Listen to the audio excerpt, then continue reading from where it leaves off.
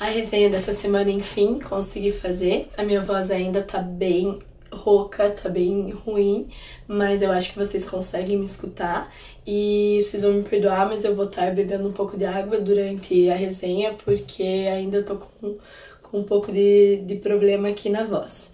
Enfim, o que importa não é a minha aparência, que por sinal tô cansada, não é cenário, não é qualidade também muito da imagem, e sim é o conteúdo da resenha. E a resenha de hoje é um livro que eu li na semana passada, como sempre, um livro por semana, da Leni Zumas, eu acho que é assim que fala. Ela é uma norte-americana, ganhou vários prêmios, é o terceiro livro dela, e é As Horas Vermelhas, para que servem as mulheres.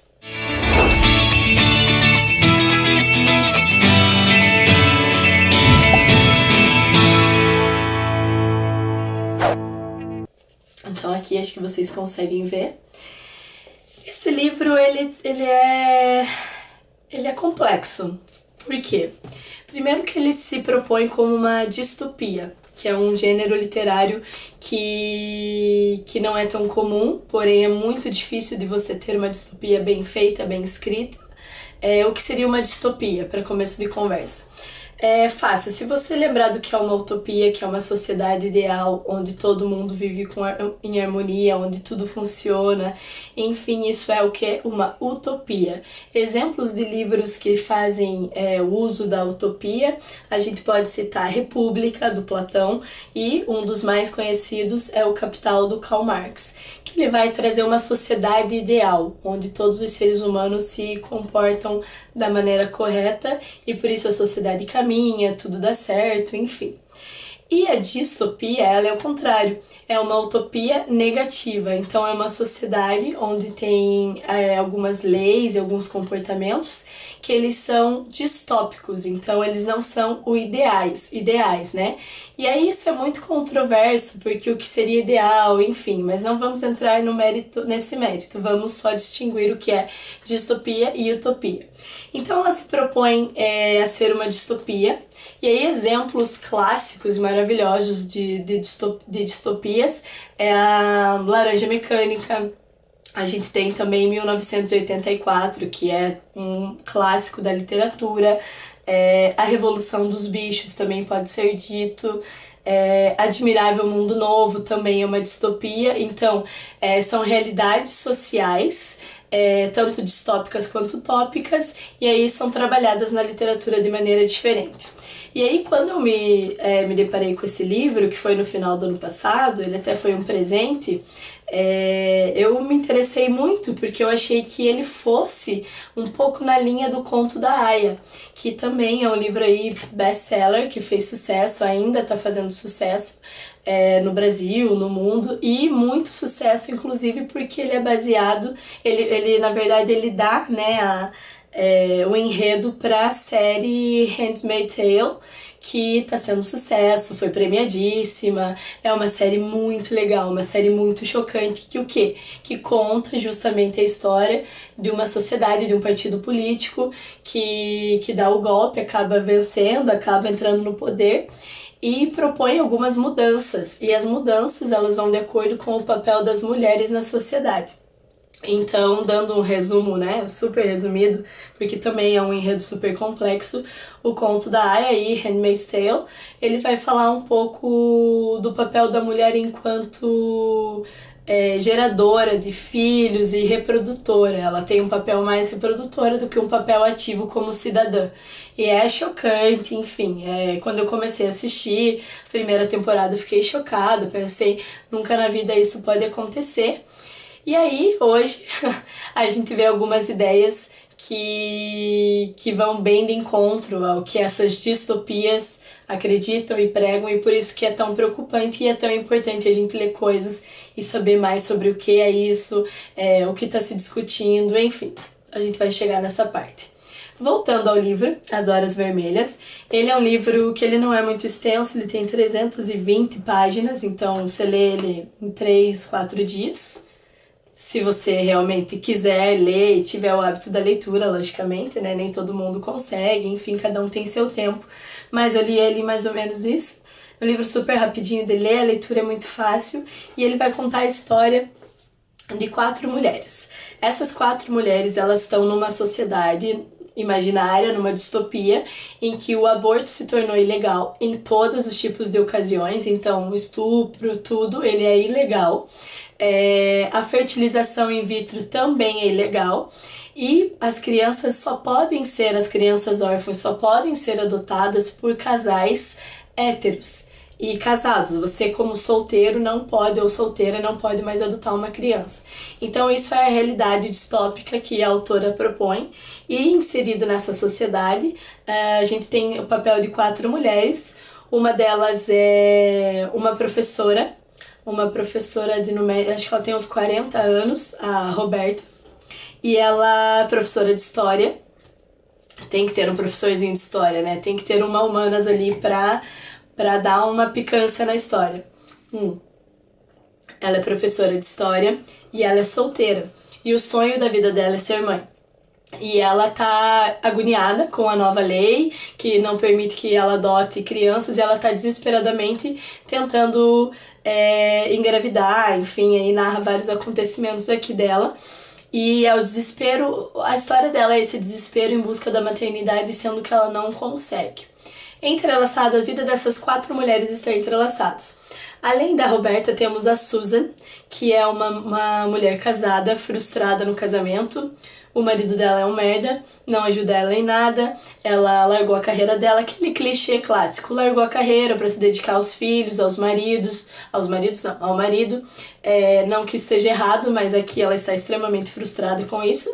E ela não sabe o que fazer, ela provavelmente tá com uma depressão, isso não é falado no livro, mas só pelo jeito que ela narra, ela pensa em se acidentar o tempo inteiro, quando ela tá dirigindo ela tem impulsos de jogar o carro pra baixo da ladeira, enfim, nitidamente ela tá com depressão. Ela não tem nem mais paciência com os filhos e muito menos com o marido, e tá à procura de um cara que ela quer trair, ela tá numa confusão mental e psicológica muito grande.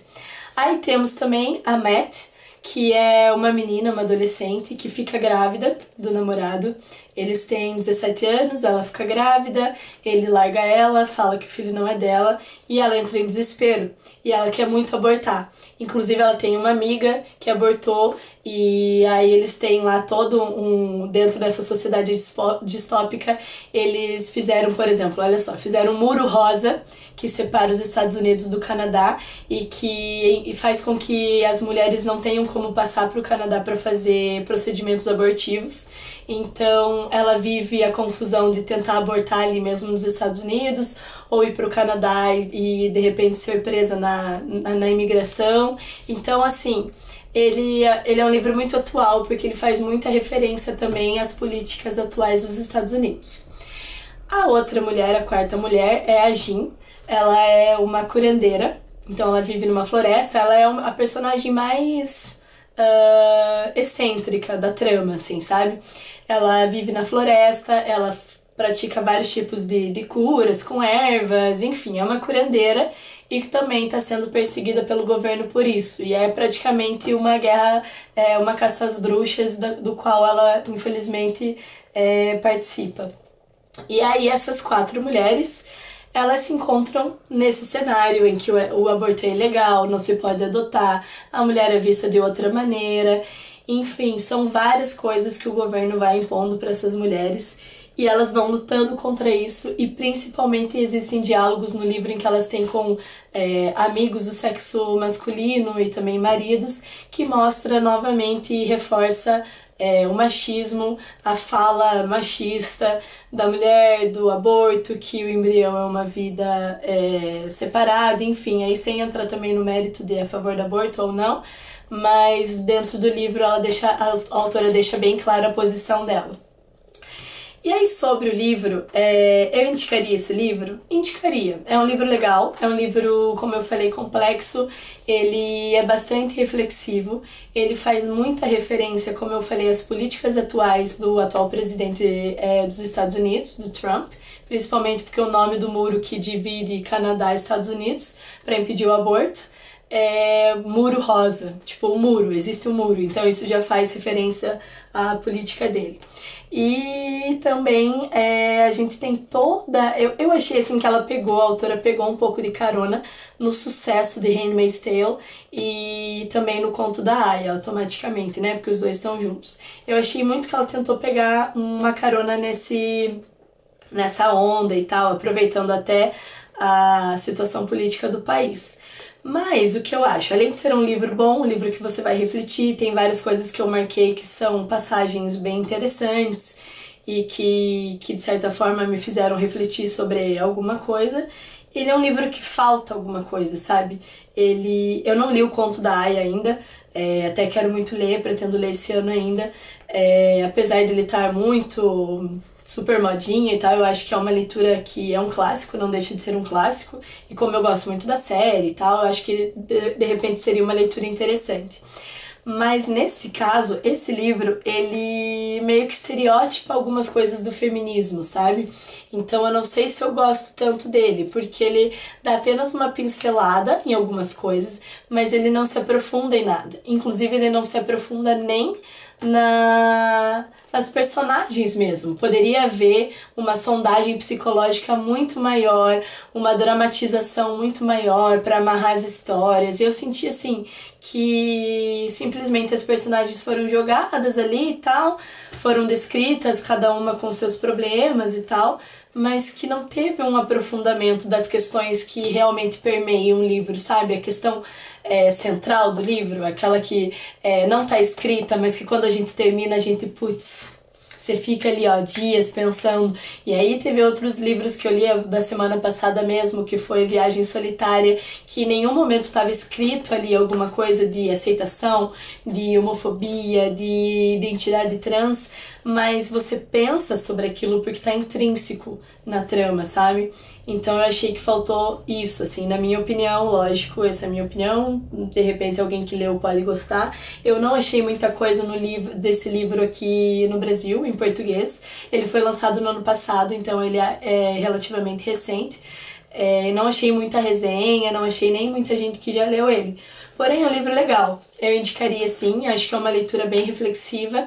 E inclusive na semana passada, que foi quando eu terminei ele, que eu acabei não fazendo vídeo porque eu tava sem voz, foi bem na semana que o deputado Márcio Laberi, se eu não me engano é esse o sobrenome dele, ele propôs, por engano, depois ele retirou o projeto, aquela proposta de proibir os anticoncepcionais e todos os métodos contraceptivos para as mulheres, alegando saúde, alegando uma guerra contra a indústria farmacêutica, argumentos que, por favor, né? E aí, isso faz a gente pensar que apesar de muitas vezes a gente ler livros como esse, ou o Conto da Aya, ou Handmaid's Tale, né, a série, e você pensa, nossa, isso nunca vai acontecer. Será?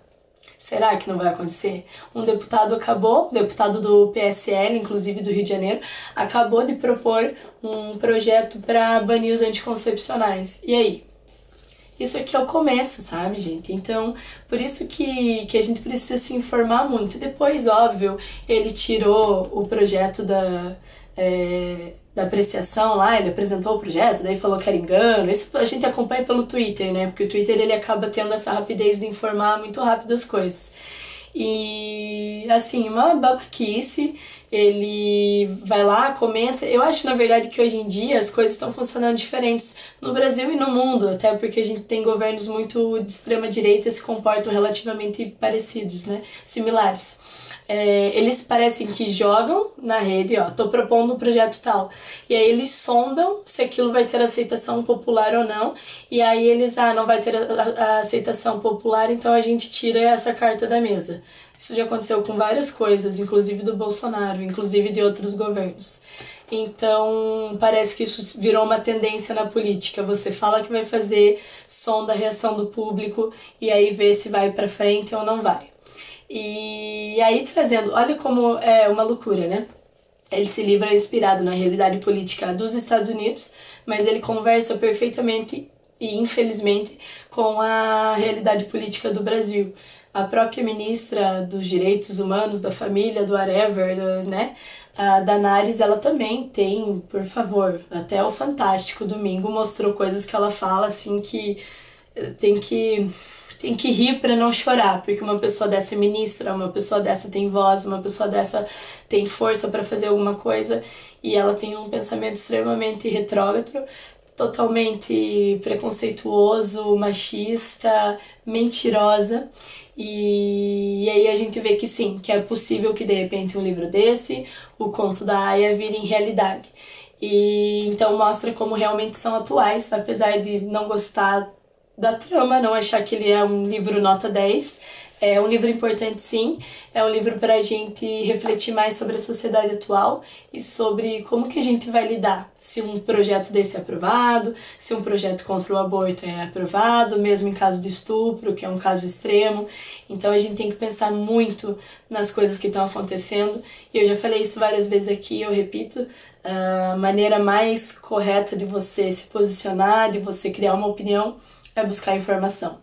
E me desculpa, informação não é notícia de Facebook, informação não é só sentar ler o jornal, é você procurar outros meios, outras revistas, imprensas independentes, entra lá no Observatório da Imprensa, lê o que tem lá, tem matérias incríveis sobre várias coisas, inclusive sobre o desastre de Brumadinho, tem várias coisas que você pode usar para enriquecer a tua opinião. A gente precisa ir atrás de todos os lados antes de simplesmente se informar por uma notícia, por um grupo de WhatsApp, por uma mensagem que você recebeu lá de um tio que é extrema-direita ou super-esquerda, independente de partido, a gente precisa conhecer a verdade. E deixando esse ganchinho da verdade, eu já falo que o livro da semana que vem tá tenso, tá? Tipo, foda pra caramba, porque é A Morte da Verdade, de uma autora que eu não vou conseguir falar o nome dela agora, porque ela é japonesa, e ela vai falar disso também, de como a gente tá aceitando fatos alternativos, fatos que não são reais e verdades que não são verdades. Então, só para deixar um gostinho para semana passada, para semana que vem, desculpa, vai ser um livro muito legal, uma resenha muito legal. E espero que vocês tenham gostando, espero também receber meus feedbacks. E se você gostou desse vídeo, se inscreve aí no canal, deixa seu comentário, deixa sua dica, deixa de repente uma sugestão de livro que você quer ler e não tem tempo ou não consegue. Eu leio, eu trago uma resenha e de repente você se inspira a ler, tá bom? Um beijo, pessoal, até semana que vem, brigadão!